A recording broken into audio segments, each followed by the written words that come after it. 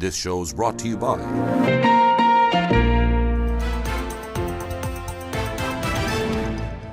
Forbes Middle East reveals the region's top 100 listed companies, and the Nikkei closes at a 33-year high. You're watching the Daily Brief with Forbes. I'm Ramia Faraj. Forbes Middle East has revealed its flagship ranking of the Middle East top 100 listed companies for 2023.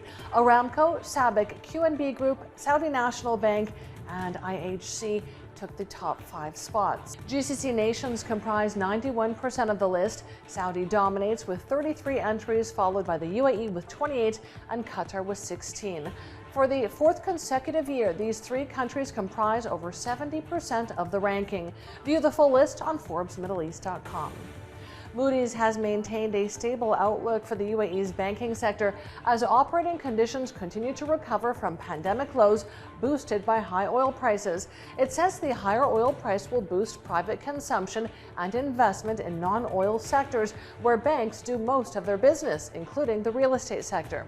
Moody's says rising business confidence will boost overall economic growth and support loan performance. It forecasts the UAE's real GDP at 4% this year, following a 7.6% expansion in 2022.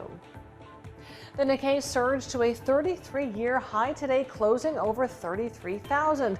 The rise was led by tech shares on expectations of a flood of investment in chip-related companies.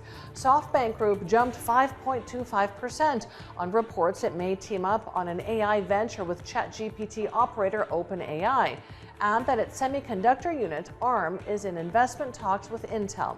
Chip testing equipment maker Advantest Corp soared 4.79%. Toyota shares leapt 4.99% after the automaker announced plans to market next-gen EVs from 2026. New figures show wages in Britain's labour market grew sharply in Q1 and unemployment unexpectedly fell. It's feeding expectations that the Bank of England will keep raising interest rates this year. Official data shows unexpected strength in salary growth, with wages rising 7.2% year-on-year and the minimum wage rising as well. Analysts say the key takeaway is Britain seeing high jobs growth, high wage growth, and high inflation. They say it shows a price-wage spiral is in full flow. Germany has overtaken China to become the second most attractive country in the world for renewables investment due to its efforts to speed up power market reform and move away from fossil fuels. The U.S. took first place in EY's ranking of the top renewable energy markets. Germany was Europe's biggest buyer of Russian gas until the war in Ukraine. It's aiming to have renewables make up 80% of its energy mix by 2030 from 46% currently.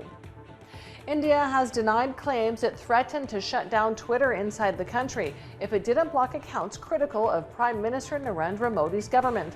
India petitions Twitter for content removals more than almost any other country, and the platform regularly takes down or blocks content at the request of Indian authorities. Former Chief Executive Jack Dorsey said Indian authorities threatened to shut down Twitter in India and raid the homes of its employees unless his company yielded to their demands. And the global online dating industry is expected to hit over $7.8 billion in revenue and more than 570 million users this year. Data from onlyaccounts.io reveals around 30% of that value will come from the U.S., the world's largest online dating market.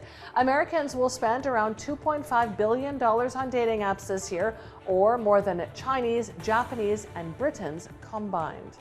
I'm Ramia Faraj. This is the Daily Brief. Thanks for watching. See you tomorrow.